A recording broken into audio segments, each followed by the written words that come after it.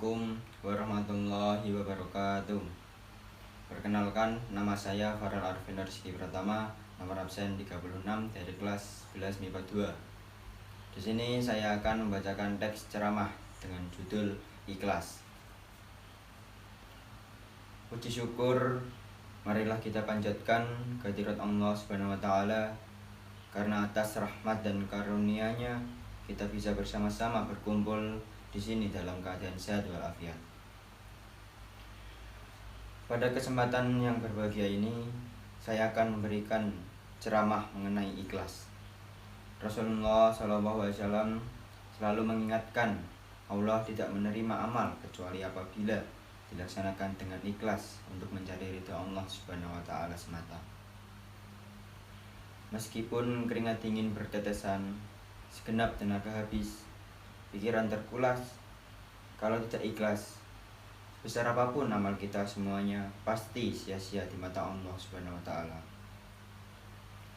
Maka percuma kita berbuat kebaikan, namun di dalam hati kita perasaan tidak ikhlas, itu sangat rugi. Sebagaimana orang yang sedekah habis-habisan hanya ingin disebut dermawan. Memang sangatlah sulit kita berbuat ikhlas. Untuk itu, latihan untuk bisa ikhlas adalah hal yang sudah semestinya harus dilakukan. Hal ini tergantung pada kadar keimanan masing-masing dan keseriusan untuk bisa ikhlas. Seseorang juga enggan untuk melakukan sebuah tindakan karena menurutnya tindakan tersebut terasa memberatkan, atau memang sejak awal ia merasa malas untuk melakukannya, tetapi selalu ia memaksakan dirinya untuk ikhlas, maka hal yang memberatkan akan terasa lebih ringan dan terlaksanakan. Ikhlas juga mempunyai keutamaan dengan sendirinya, seperti menjadi syarat diterimanya ibadah. Sifat ikhlas juga dimiliki oleh para nabi dan rasul. Diberi hati yang lapang, kita memang harus taat beribadah apabila kalau ibadah yang dilakukan adalah ibadah wajib, namun yang namanya ibadah juga harus dilakukan dengan tulus dan ikhlas. Lagi pula, terlepas dari ibadah yang wajib, Allah Subhanahu wa taala tidak melihat berapa banyak ibadah yang kita lakukan, melainkan seberapa tulus ibadah tersebut. Dan di sini ada beberapa manfaat apabila kita berbuat ikhlas sebagai berikut. Membuat hati menjadi lebih tenang, tidak mudah dikuasai oleh amarah, lebih pemaaf, lebih bersyukur terhadap nikmat Allah Subhanahu wa taala, disukai oleh banyak orang, dihindarkan oleh sifat-sifat tercela. Dan yang terakhir yaitu contoh-contoh yang berbuat ikhlas, yaitu yang pertama, hanya mengharap keridhaan Allah Subhanahu wa taala. Orang yang ikhlas akan meniatkan segala sesuatu semata-mata hanya untuk Allah Subhanahu wa taala. Karena hakikatnya tidak ada tujuan lain selain mencari keridhaan Allah Subhanahu wa taala. Sehingga apapun pekerjaan yang dilakukan, baik itu hal ibadah maupun muamalah, semuanya akan dikaitkan dengan Allah Subhanahu wa taala.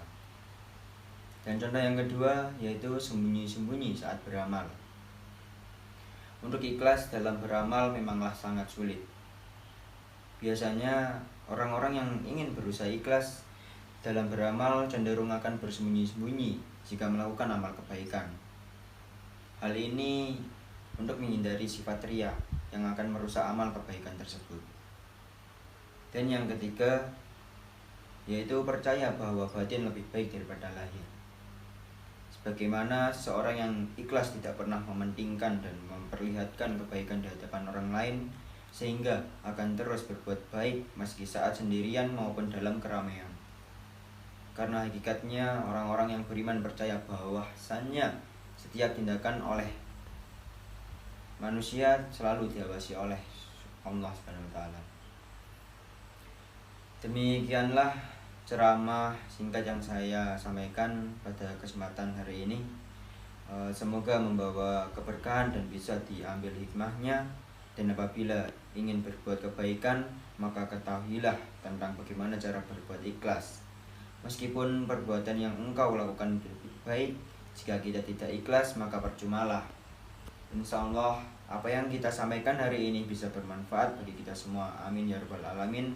Sekian dari saya. Apabila ada salah kata maupun perkataan mohon dimaafkan. Wabillahi taufik wal hidayah. Assalamualaikum warahmatullahi wabarakatuh.